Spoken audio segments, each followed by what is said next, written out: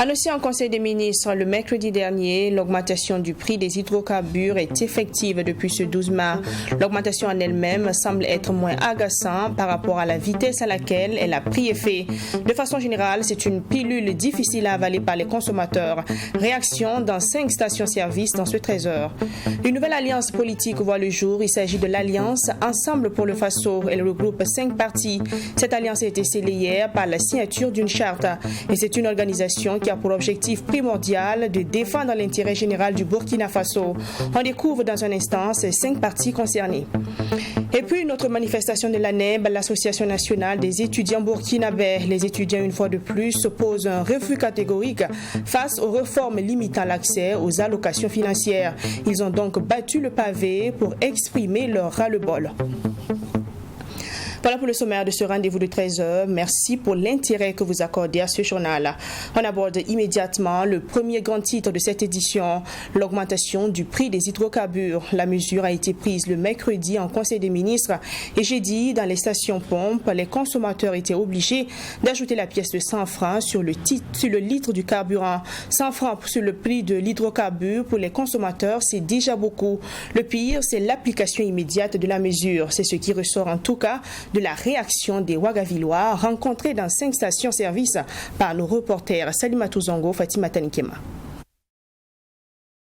Annoncé en Conseil des ministres en sa séance du 11 mai dernier, la hausse du prix du carburant de 100 francs CFA à la pompe est effective. Les stations-service se sont déjà conformées aux nouvelles dispositions et opéré les ajustements nécessaires. C'est le constat que nous avons pu faire dans les 5 stations visitées dans la matinée de ce 12 mai. Et comme il fallait s'y attendre, la pilule a du mal à passer du côté des consommateurs. Ces derniers dénoncent le caractère brusque et excessif de la mesure. On risque de garer nos motos. Franchement, si ça continue comme ça, on risque de garer nos taxis motos. L'augmentation a été subitement comme ça. Bon, nous ici, on ne sait pas comment on va faire. Parce que 2000 francs là même là, on voyait même que ça remplissait un peu. Mais quand j'ai pris 2000 francs là, vraiment c'était pas bon quoi. Pas bien quoi, c'est pas bien, mais on va faire avec. Puis ça, regarde, nous sommes tous à moto, tout le monde circule à moto et c'est compliqué. Imaginez un salaire qui n'augmente pas et puis il y a le carburant qui augmente, ça devient compliqué pour nous en tout cas de s'en sortir. On s'y attendait pas, la vie est devenue chère comme cela. Une augmentation mal accueillie donc par les consommateurs qui disent n'avoir d'autre choix que de se plier à la nouvelle donne. Et ils appréhendent déjà l'impact de cette hausse sur leur quotidien. Ça va me déprogrammer. Par exemple, si j'avais prévu 10 000 francs pour le carburant le mois, imagine 100 francs, si par litre je dois ajouter 100 francs. Si je prends 20 litres de carburant le mois, ça me fait 2 000 pratiquement de plus. Et ces 2 000 là, je sors ça tout.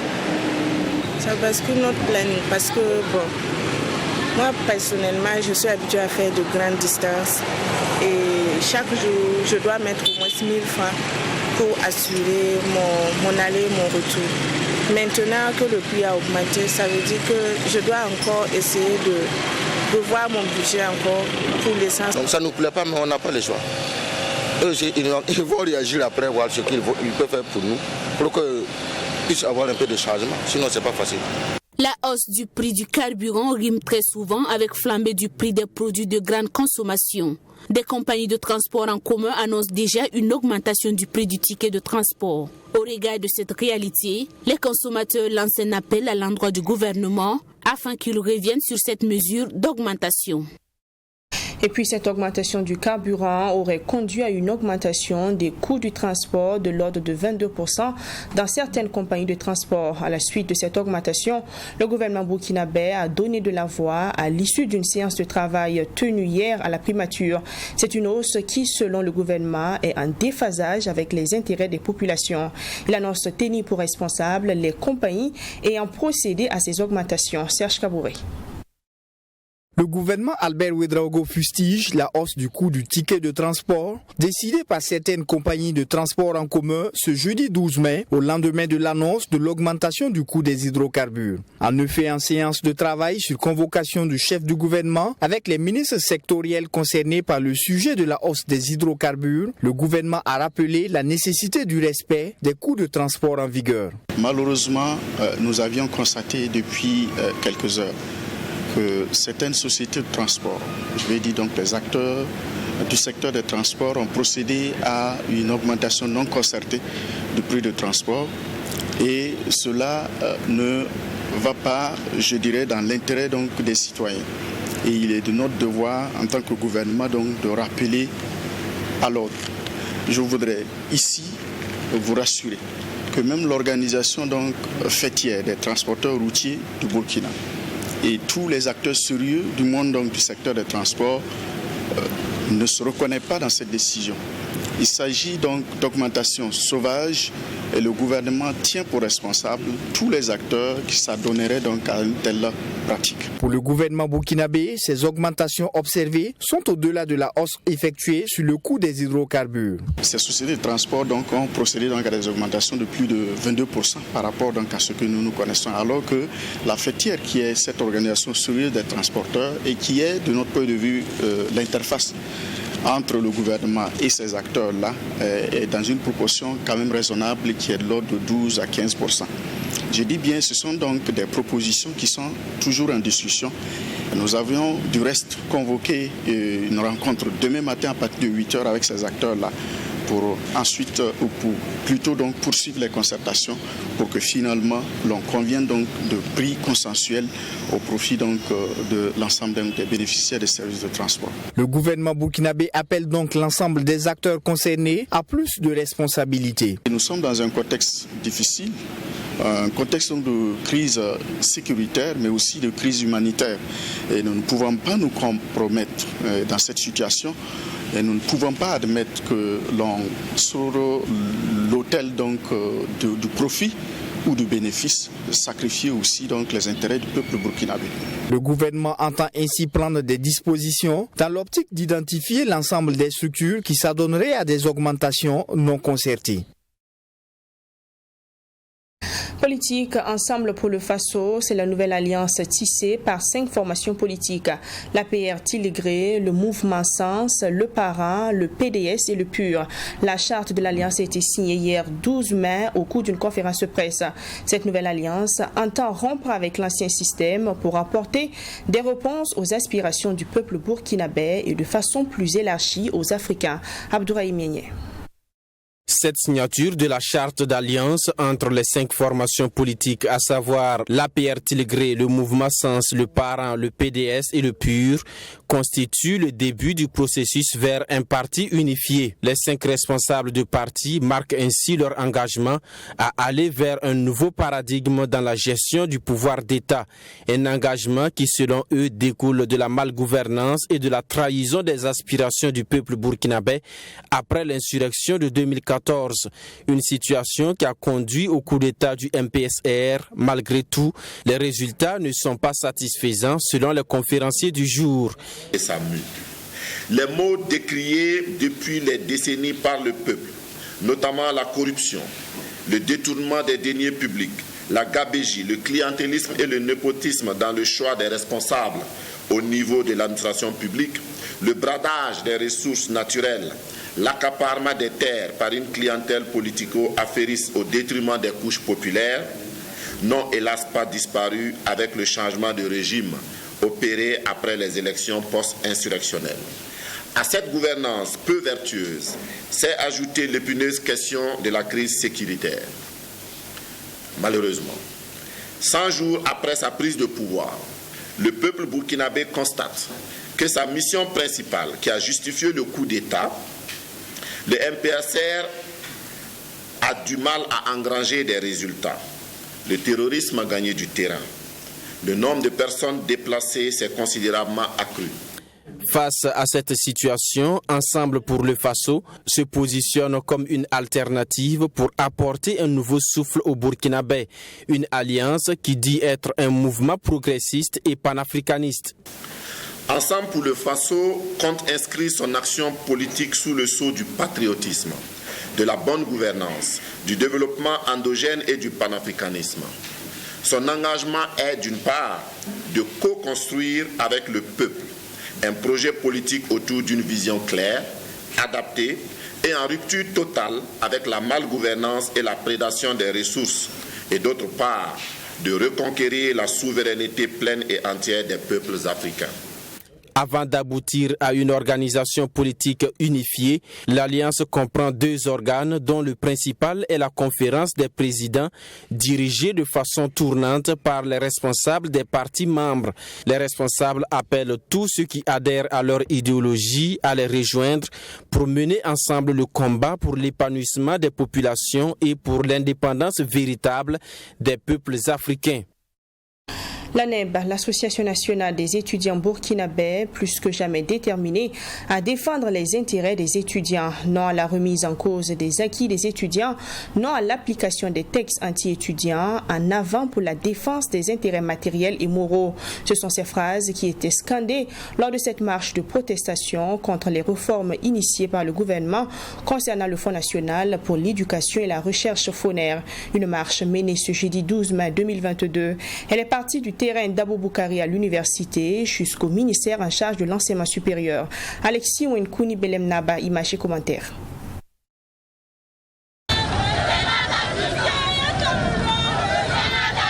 L'abandon pur et simple des réformes du FONER, le paiement sans délai de la première session 2021-2022 du FONER, l'ajout du ticket ordinaire à la digitalisation de la restauration universitaire.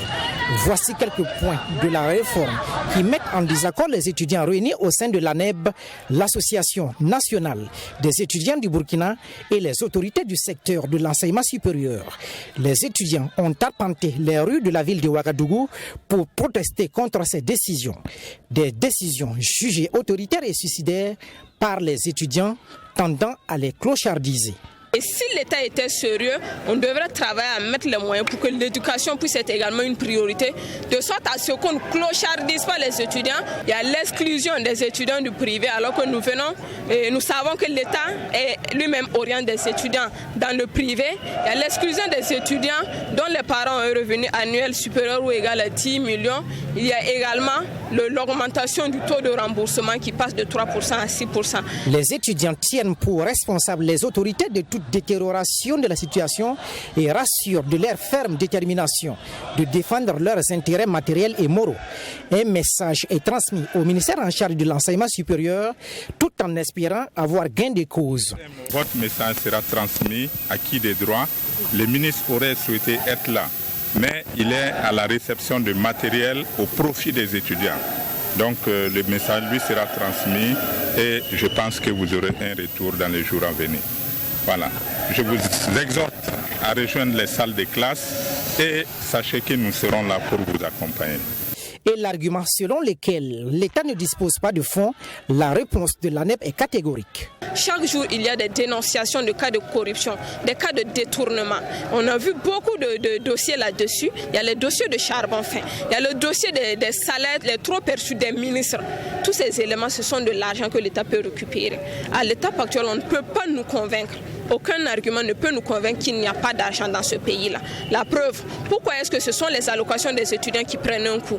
Actuellement, au niveau des autorités, on n'entend pas parler de cette question de manque d'argent. La preuve, les missions et autres continuent de se poursuivre. Donc pour nous, il y a bel et bien de l'argent. C'est une question de volonté politique. Plus de 13 000 étudiants des établissements supérieurs privés ont bénéficié de l'aide du FONER au cours de l'année 2020-2021 et plus de 34 000 étudiants ont renouvelé leur aide avec une moyenne inférieure à 7 sur 20. Ce sont donc des milliers d'étudiants qui seront exclus de la liste des bénéficiaires de l'aide du FONER si les mesures du ministère venaient à être appliquées selon l'ANEB. L'Institut supérieur d'études de protection civile ISEPS a officiellement un nouveau directeur général. Il s'agit du lieutenant-colonel Boubacar Keïta, installé dans ses nouvelles fonctions ce 12 mai 2022. Il remplace à ce poste Abel Zongo, qui a fait plus de 7 ans à la tête de l'Institut, nous rapporte Fatima Tanikema. Officiel Officier supérieur des forces armées nationales du Burkina Faso, le lieutenant-colonel Boubacar Keïta a occupé le poste de directeur de la prévention et de la réglementation à la Direction générale de la protection civile du Burkina Faso de 2016 à 2021. Il était déployé au sein de la MINUSMA pour la période 2021-2022 avant d'être nommé en Conseil des ministres le vendredi 6 mai 2022 en qualité de directeur général de l'Institut supérieur d'études de protection civile ISEPS. Il a été installé aujourd'hui dans ses fonctions par le ministre en charge de la sécurité. Vous venez de placer sous ma direction cet établissement de formation, dont l'importance au sein de notre dispositif de protection civile va chaque jour grandissant au regard des nombreux défis qui se présentent à nous. C'est avec honneur et fierté que j'accepte ces responsabilités en toute conscience des devoirs qui m'attendent. Je prends solennellement l'engagement devant tous de ne laisser aucune place à l'échec et au doute dans l'exercice de cette nouvelle fonction. Colonel Abel Zongo, le désormais ex-directeur général de l'ISEPS, a saisi l'occasion lors de cette cérémonie de passation de charge pour remercier ses ex-collaborateurs et partenaires de l'Institut. Selon lui, plusieurs réalisations ont été faites au profit de l'Institut par l'État burkinabé et ses partenaires, malgré les difficultés économiques et financières. Je devrais saisir l'heureuse circonstance que m'offre cette cérémonie de passation de charge pour faire le bilan de mon parcours à la tête de l'Institut supérieur d'études de protection civile, mais je préfère plutôt parler des instances qui me tiennent beaucoup à cœur. Il s'agit notamment de la poursuite de la construction du siège, du renforcement en ressources humaines, de la signature de l'organigramme, de l'alignement des indemnités des agents des EPE sur celles de leurs collègues du ministère. L'Institut supérieur d'études de protection civile a été créé en 2013 et le lieutenant-colonel Boubacar Keïta est le 3e directeur général de cet institut sous-régional. Issu de la promotion 1992 du Prytanée militaire de Kadiogo et de la 7e promotion de l'Académie militaire Georges Namoano, le lieutenant-colonel Boubacar Keïta est titulaire d'un brevet de l'enseignement militaire supérieur 2. Marié, il est père de 3 enfants. C'est désormais chose faite dans les cités Actuli 1 et 2 de la Société Abdoul Service International. La question de l'accès à l'eau potable a trouvé solution. Les résidents peuvent désormais se raccorder à l'ONEA, chose qui n'était pas une réalité il y a 2 semaines. Hier, une sortie terrain effectuée par la société a permis de constater l'eau dans les ménages au grand bonheur des résidents qui avaient manifesté il y a de cela 2 semaines pour réclamer de l'eau dans les cités. Le témoignage de Michael Toukré. Le 1er mai dernier, à travers cette manifestation, l'amicale des habitants de Zaktouli était très remontée contre la société de promotion immobilière Abdoul Service International. Les griefs retenus contre cette société sont entre autres le manque d'eau, d'électricité, l'absence de voies d'accès à la cité et la question de la sécurité. Parmi les manifestants, Chantal Yamiogo, qui dit dépenser en moyenne la somme de 2500 francs CFA par semaine pour s'approvisionner en eau. Depuis quelques jours, ce problème d'eau relève du passé. Elle peut même afficher un sourire. Ici, à la cité Zaktouli 2, ce résident ne cache pas sa joie de voir couler l'eau de son robinet. Nous ne sommes pas du tout contre l'entreprise Abdoul Service. Au contraire, nous sommes très reconnaissants des efforts qu'il fait pour en tout cas fournir des loyers, des logements en tout cas à la population. Ça c'est vraiment quelque chose de très bien. Nous saluons cela, mais seulement c'est la lenteur souvent dans la réalisation de certaines choses que nous lui reprochons. Et Dieu merci, il a entendu notre cri de cœur, les équipes sont mobilisées. On partait à l'ONEA, ils disent qu'il n'y a pas d'eau. Si toutefois il y avait l'eau, ils allaient nous donner. Alors j'ai bien dit, Cité Zaktouli, ONEA est venu après nous. Donc je ne comprenais pas pourquoi on n'avait pas l'eau. Donc il a entendu notre cri de cœur. Il est venu une semaine après. Il a pris 10 concessions. Le même jour, on a eu l'eau avec M. Boro. Voilà, donc je suis contente et je le remercie pour tout ce qu'il a fait. Les services techniques de la Nationale de l'eau mobilisés ont travaillé plusieurs heures, jour comme de nuit, pour satisfaire les habitants de Zaktouli. Pour Charlemagne Toué, l'eau est disponible sur le site depuis plusieurs mois, mais il est resté à procéder au raccordement des ménages. Vendredi, donc il y a eu encore la direction de Abdoul Service qui nous a appelé, nous posait la question, est-ce qu'il y a toujours des problèmes là-bas? Il dit non, présentement nous sommes en train de faire le rinçage. On a désinfecté, on est en train de faire le rinçage. Voilà, pourquoi? Est-ce qu'on peut faire des branchements? Immédiatement, je lui ai répondu, il dit oui, on peut faire des branchements. Le samedi, ça c'était le vendredi, le samedi, on a fait des branchements. À l'heure actuelle, si ce n'est pas présentement, il n'y a pas l'eau, et qu'on a communiqué, tout le monde est au courant, sans quoi il y a l'eau. Voilà, tous ceux qui habitent ici, en tout cas si tu as une parcelle, tu habites là-bas, tu ne peux pas ne pas avoir. Ainsi, Zaktouli 1 et 2 seront desservis en partie par ce château d'eau de 150 mètres cubes. La question de l'eau dans ces cités est désormais résolue. Au cours de cette sortie terrain, le PDG de la société de promotion immobilière Abdul Service International a rassuré que toutes les dispositions sont prises pour fournir l'électricité aux résidents. De la Sonabel, je prends cet exemple. On a donné 2 mois ou 3 mois, il n'y a même pas 2 mois et demi ou 3 mois.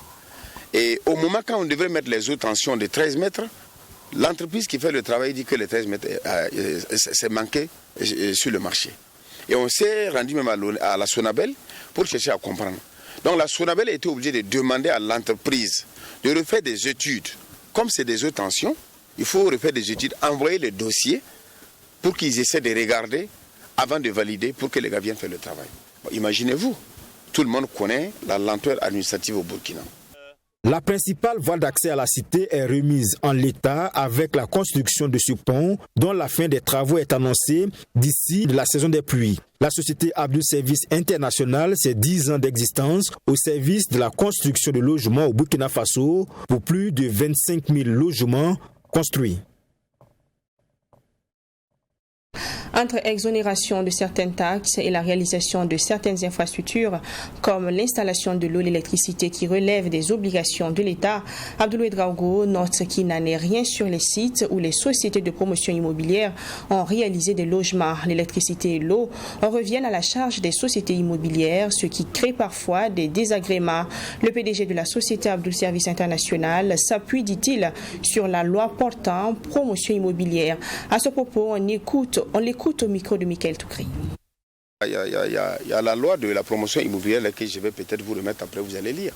Ça a été dit que les logements sociaux, là où il y a les logements sociaux, que ce soit l'eau, l'électricité, c'est l'État burkinabé qui doit mettre ça. Mais aujourd'hui, même les matériaux qu'on paye pour construire là, on devrait avoir des exonérations. Nous avons poursuivi ça pendant longtemps, on ne l'a pas encore eu. On n'a rien eu comme exonération. Donc c'est pour dire qu'aujourd'hui, reconnaissons ensemble que vraiment les logements que nous vendons à moins de 10 millions, si on remet 12 millions à quelqu'un même de faire ça, tu vas avoir le terrain combien? Tu vas construire ça combien? Nous faisons tout quand même pour rentrer dans le sujet de ce que l'État burkinabé demande, d'aider les gens à avoir des logements décents. Mais voici la vraie réalité. Et comme nous aussi nous voyons qu'actuellement, le pays traverse des situations difficiles, on ne peut pas mettre trop la pression à l'État burkinabé. L'État seul ne peut pas faire. C'est pour cela que nous nous débrouillons avec ce que nous avons comme des moyens nécessaires pour accompagner l'État dans ce système.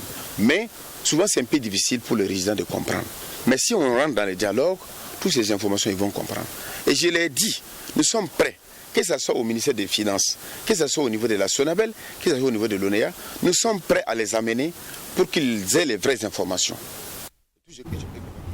Culture pour refermer cette édition et nous mettons le cap sur Bagassi dans la province des Balais où s'est tenue du 6 au 8 mai 2022 la deuxième édition du festival des masques de Pompoy. Un festival qui a pour objectif la promotion des valeurs culturelles. Ce festival, organisé par l'amicale des Boaba de Pompoy, a connu la participation de la population du dit village. Joseph Koutkou. Ici, c'est Pompoy, un village rattaché à la commune rurale de Bagassi dans la province des Balais. Un village qui fait parler de lui à travers le masque qui constitue une de ses identités culturelles. Et c'est pour promouvoir cette valeur culturelle qu'est né ce festival annuel dénommé Festival des masques de Pompoy. Une activité à mettre à l'actif de l'amicale des Boaba de Pompoy. Notre association est pour l'objectif de réveiller notre culture qui était en voie de disparition. Alors il y avait ça avant et à un moment donné nos défensiers ils ont laissé ça, c'était en train de mourir. Près de 15 ans, il y avait pris masque à Pompoy. Donc on s'était concerté pour qu'on puisse se mettre ensemble pour réveiller cette masque qui était en train de dormir. Dans la coutume, chaque masque a 3 séances de danse. À chaque séance, après avoir effectué quelques pas de danse, les masques reçoivent de l'argent de leurs proches qu'ils remettent à leur tour au griot. Pratiquement tous les villages Boaba environnants de Pompoy, près d'une quinzaine, se sont tous repliés sur Pompoy pour faire la résilience face à la pénétration islamique. Et on n'a pas pu donc islamiser la contrée. Il y a un village du nom de Banou qui était propriétaire des masques et c'est eux qui nous ont cédé ça à Pompoy en reconnaissance à la protection dont ils ont su bénéficier de notre part. Au niveau de Pompoy, il y a 2 types de masques. Il y a ceux que vous êtes en train de voir, dont la crête est faite en plumes d'oiseaux. Et il y a une autre variété de masques également en feuilles, mais dont la crête est entièrement tissée en paille bien ornementée. Et les 2 cohabitent à Pompoy. Un bilan à mi-parcours jugé positif selon l'association malgré quelques imperfections constatées. Voilà, nous sommes à la 2e journée. Et quand on fait le constat, les choses vont crescendo. Quand on prend le public aujourd'hui et comparé au public d'hier, on a l'impression que les gens s'intéressent à la chose. La population de Pompoy a répondu présent à ce festival qui est à sa 2e édition. L'amicale des Boaba de Pompoy compte ratisser large pour les prochaines éditions afin d'assurer une plus grande participation des fils et filles de la localité à ce rendez-vous culturel. C'est la fin de cette édition. Je vous retrouve demain à la même heure pour le dernier JT de 13h de la semaine. Soyez au rendez-vous. À demain.